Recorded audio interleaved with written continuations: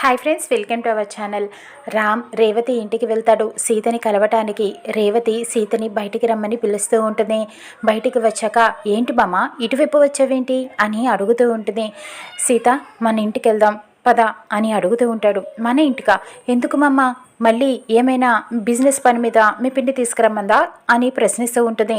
లేదు సీత, రా సీత మన ఇంటికి వెళ్ళిపోదాం అని అడుగుతూ ఉంటాడు. ఏమైంది మామ అని అడగటంతో నీ దగ్గర అబద్ధం ఎందుకు, నిజం చెప్పేస్తాను సీత, ఆ మిథున నా వెంట పడుతుంది, నన్ను పెళ్లి చేసుకుంటానంటుంది అని చెబుతూ ఉంటాడు. అవునా, అయితే చేసుకో అని చెప్పడంతో సీత రామంటాడు. లేదు, నాకు మిథున్ అంటే ఇష్టం లేదు, నేను వేరే ఎవరిని పెళ్లి చేసుకోను, నాకు నువ్వంటేనే ఇష్టం సీత అని చెబుతూ ఉంటాడు. ఇదెప్పటి నుంచి మామ, నేనంటే నీకు ఇష్టం ఉందా నిజంగానే అని ప్రశ్నిస్తూ ఉంటుంది. అదేంటి సీత అలా అంటావు? నీ మీద నాకు చాలా ప్రేమ ఉంది, అందుకనే నేను ఇంటికి తీసుకువెళ్తానని అంటున్నాను, రా వెళ్దాం అని అడుగుతూ ఉంటాడు. అంటే ఆ మిథున కోసం నన్ను తీసుకెళ్తానంటున్నావా మామ అని అడుగుతూ ఉంటుంది. లేదు, నీ మీద ప్రేమతోనే తీసుకువెళ్తాను అంటున్నాను, ఇంకా రా వెళ్దాం, నేనే నీ దగ్గరికి వచ్చాను కదా అని అడుగుతూ ఉంటాడు. అదేంటి మామ అలా మాట్లాడుతున్నావు? నేను ఆ ఇంటికి రాను, ఎందుకంటే అక్కడ నా మీద నింద పడింది. నేను సుమతి అత్తమ్మను చంపానని, మహాలక్ష్మి అత్తయ్యను చంపించడానికి ప్రయత్నం చేశానని నా మీద నిందలు వేశారు. అది కాదు అని నువ్వు నమ్ము, అప్పుడు నేను వస్తాను అని చెబుతూ ఉంటుంది సీత. అదేంటి, దానికి దీనికి సంబంధం ఏముంది? నువ్వు అక్కడ ఉండటానికి ఇష్టపడ్డావు కదా, రా అని పిలుస్తూ ఉంటాడు. అదేంటి మామ అలా అంటావు? ఇష్టపడ్డాను, నీకు నచ్చినప్పుడు రమ్మంటావు, నీకు ఇష్టం లేనప్పుడు పొమ్మంటున్నావు, అంతా నీ ఇష్టమైపోయింది మామ అని చెబుతూ ఉంటుంది. ఇప్పుడు సరే, నేనే రమ్మంటున్నాను కదా, రా వెళ్దాం అని పిలుస్తుంటాడు. లేదు మామ, నేను నిరూపించుకుంటేనే వస్తాను, లేకపోతే నేను రాను, అప్పటిదాకా నేను ఆ పని చెయ్యలేదు అని నిరూపించుకున్నాక ఆ ఇంట్లో అడుగు పెడతాను అని చెప్పడంతో సరే అయితే నీ ఇష్టం వచ్చినట్టు చెయ్యి అని చెప్పి రామ్ కోపంతో అక్కడి నుంచి వెళ్ళిపోతూ ఉంటాడు. రేవతి అడుగుతుంది, ఏంటి సీత ఎందుకు అలా చేసావు?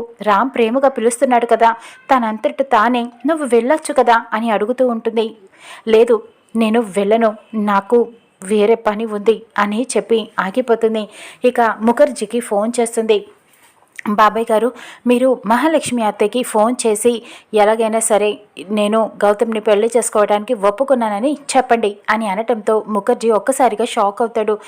ఎందుకు ఇలా చేస్తుంది సీత అని చెప్పి ఇక అక్కడ మహాలక్ష్మి అందరూ కూడా రామ్ కోసం ఎదురు చూస్తూ ఉంటారు. రామ్ చాలా కోపంగా ఇంటికి వస్తాడు. బ్రో ఏమైంది బ్రో, మిథున నన్ను పెళ్లి చేసుకుంటానని ఒప్పుకుందా అని అడుగుతూ ఉంటాడు.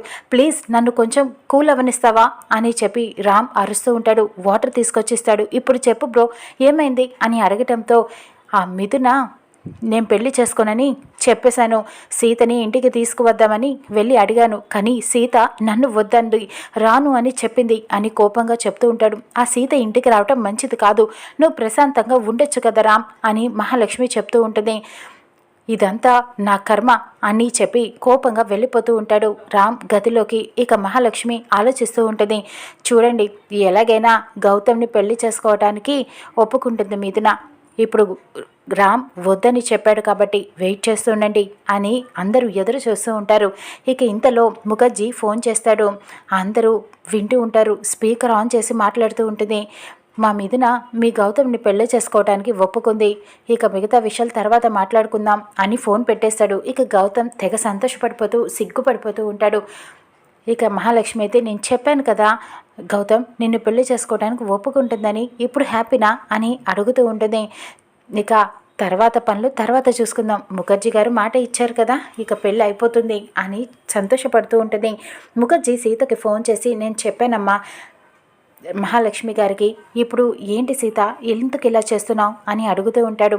బాబాయ్ గారు మీరేం కంగారు పడకండి, అసలైన ఆట ఇప్పుడే మొదలవబోతుంది, నేను చూసుకుంటాను కదా, ఏం చేయాలో నేను చేస్తాను, వేరే ప్లాన్ ఉంది అని చెబుతూ ఉంటుంది. ఇక అప్పుడు రేవతి వింటుంది.